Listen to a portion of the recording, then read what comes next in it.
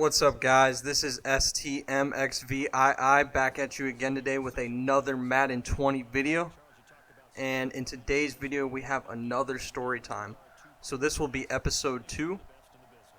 In today's story, I actually have my dad with me. Say hello. What's up? So, in this story, this is the story about how me and my dad ran from the cops. This is a pretty crazy story. It happened about, 4 years ago? Yeah, I'd say it's probably around 4 years ago or so. Okay, so this took place on July 4th, and me and my dad, before we moved into our new house, we used to live in this old neighborhood, and you can't light fireworks off in the state that we live in unless it's at a show. So it is illegal, and you can get arrested and fined.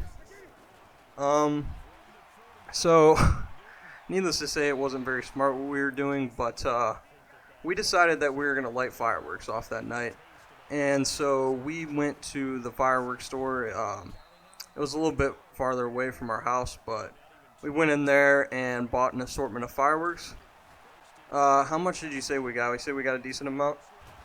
Yeah, I'd say we got I don't know, we probably spent $200 maybe, most. Okay, so yeah, we spent about $200 on fireworks. So a pretty decent investment for just two people lighting it off.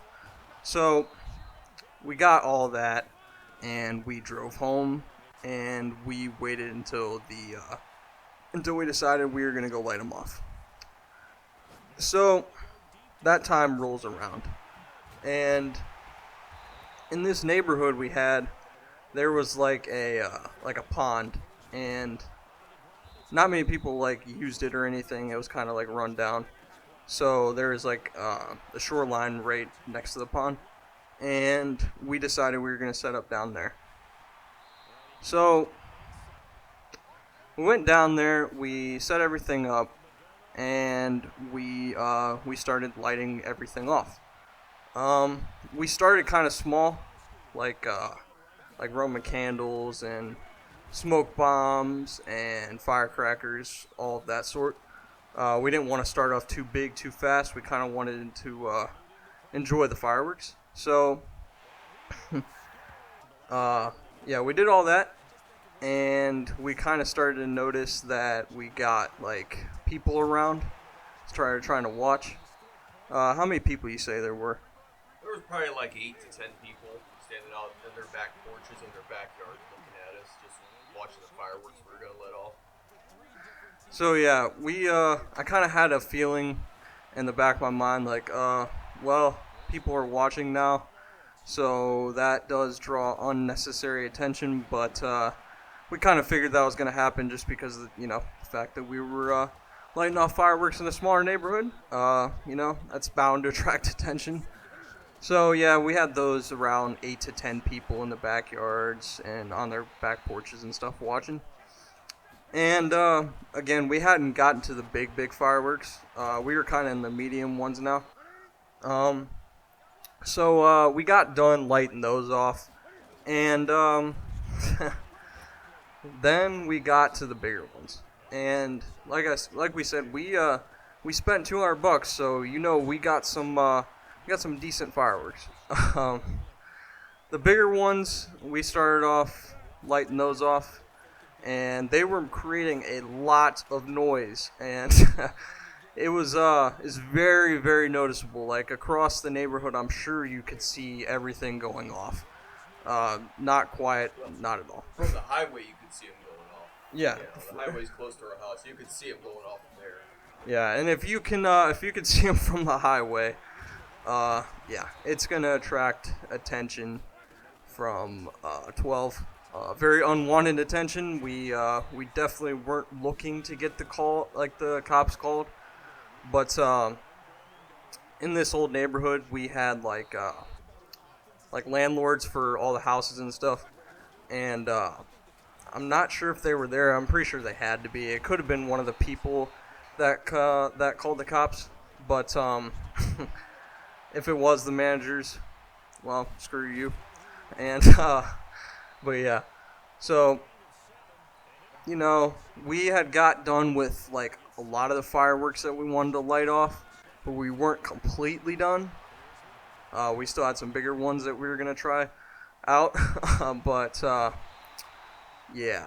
Then we saw the blue and reds coming our way from around the hill. um, Dad, what did you think when you saw that? Well, I told Sean, I said, cops are coming. Next thing I know, I see him run, and then I just follow suit. And I have not ran so fast in my entire life. My heart was thumping into my throat, and I was about ready to pass out, running so fast. But we made it back to the house, right?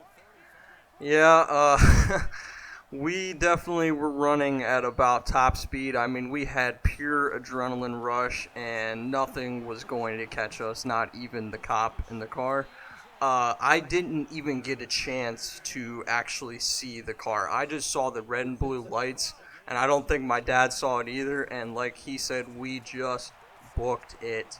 It wasn't going to happen. We were not going to get caught by these cops. And our house at the time was a little bit of a ways away from where we were at, so we had to run a pretty decent bit.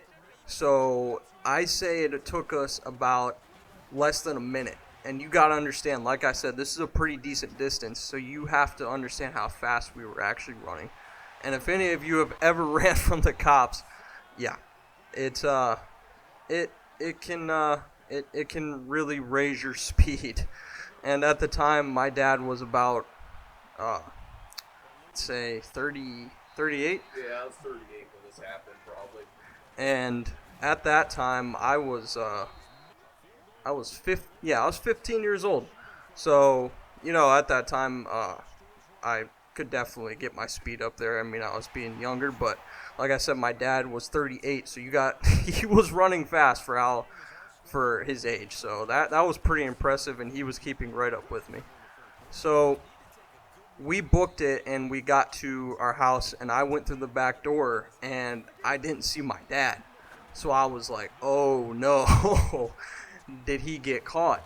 But I didn't realize that he went around the side of the house to the front door. So I went inside the house, and I locked the back door. And he had told me to shut all the lights off, shut the TV off, because the cops were going to be looking for us. I don't know to this day if they saw us go into our house, but yeah, we were on the floor, ducked down,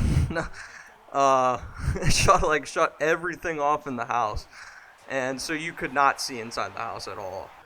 Just completely pitch black. And about 10 minutes later, we heard a knock at the door. And I'm pretty positive that we had gone to the back bathroom to hide. And yeah, we were just ducked out, hidden in the back bathroom, and like I said, we heard the door knock. And we were very, very silent because we did not want to get caught. Anything besides getting caught by the cops. Not a good thing. What were you thinking in those moments? Well, I was definitely scared because I did not want to get a ticket or possibly go to jail, but I was definitely scared. I was still trying to recover from running so fast. My heart was still beating inside my throat, and I just felt so much adrenaline from running from the cops, something I haven't done for a long, long time. We'll make it clear, I don't do this all the time, but I've done it a few times in my life, but that was the last time I've done it. Probably will be the last time I've done something like that.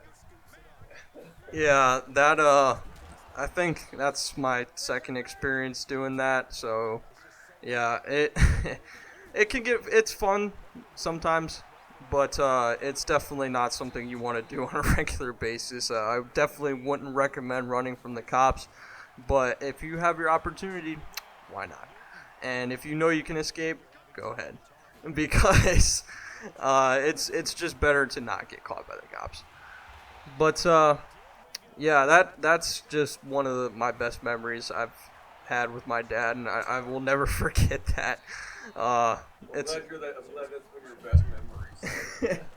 one of my best crazy memories, I should say. But yeah, definitely a crazy story I'll tell for the rest of my life for sure. Uh, Dad, any last words? No, I just wanted to mention that as we were running from the cops, trying to get back to our house, we still had fireworks left over in our hands, and we just ended up throwing the fireworks to the side of the road as we're running, getting chased by the cops to the house, and that was just one of the things that stuck out to me, and I was just laughing about that later, just throwing fireworks on the side of the road and trash as we were running to the house. Yeah, I forgot to also mention that as well. That was yeah, we kind of did just eat the fireworks to the side of the road, so yeah, that was pretty funny. But yeah, guys, if you guys enjoyed this story time, I would really appreciate if you like and subscribe. It does mean a lot. Like the recent support on the videos has just been great. Uh, I love doing this, and I will continue to do it for as long as you guys enjoy it. Um, Also, guys, in the background of this, I'm going to leave you with some gameplay. This gameplay was very crazy. I'm so glad I caught this. It's just a perfect gameplay for the story time. So I really hope you guys enjoy that as well. But, Dad, you want to say bye? See y'all later. Yeah, that's it for us, guys. This has been STMXVII, and I am out.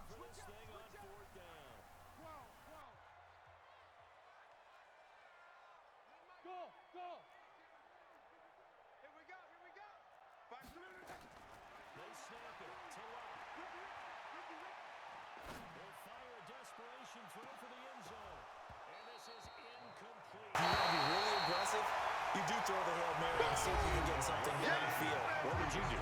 What I would do is either hand it off inside or more likely to take a knee and let the clock run out. Because if I'm back there trying to throw and a sack happens, the ball comes free, I can lose the game here. If I get to overtime, I can still win it. Let's see if they are in line with Charles Davis. It's a little teaching moment here.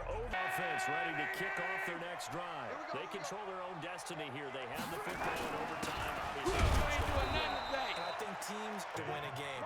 Still having to make that transition. Let's face it, now the ones who are doing it best know they First throw in overtime for White. Over the middle, complete. On first down, it's Cook. Oh, he's got some breathing room. And he goes down, but not before Boucher gets him all the way down to the outskirts of the red zone here for first and 10. Now Cook. And this time they're everything on that last run. They'll try again, second and 10. Mexico! 12! From the gun, here's Love. And he's going to go down. Suddenly, the momentum shifted to the other side of the football. And old Mo is a very fickle man. Throwing is Love. And this is Cook with a ground. Yards. So here we go. Maybe the biggest kick of the game forthcoming. This to at least get them a lead here in overtime.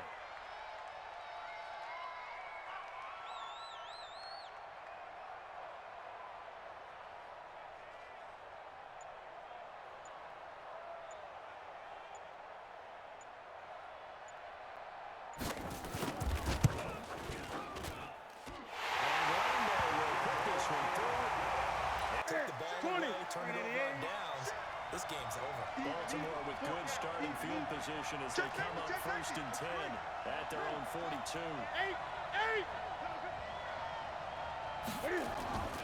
First throw in overtime for Newton. Prime time to his left. And this will be caught. It's a touchdown. And absolute silence here as they have come in and stolen this one in overtime. Partner, a great game that we got to see and making it extra special. Not only did I get 4 quarters with you in this one, I got some overtime, a little whipped cream on top. Look at you, trying to make this whole thing palatable. I just want you to pay for my meal later. You really just wanted 4 quarters, what you wanted. But how much fun was that? We had that type of a game where we got us to overtime, and then we got the dramatic ending to finish things off as well. What a game. So that'll do it for my partner, Charles Davis, and the best darn crew in the industry.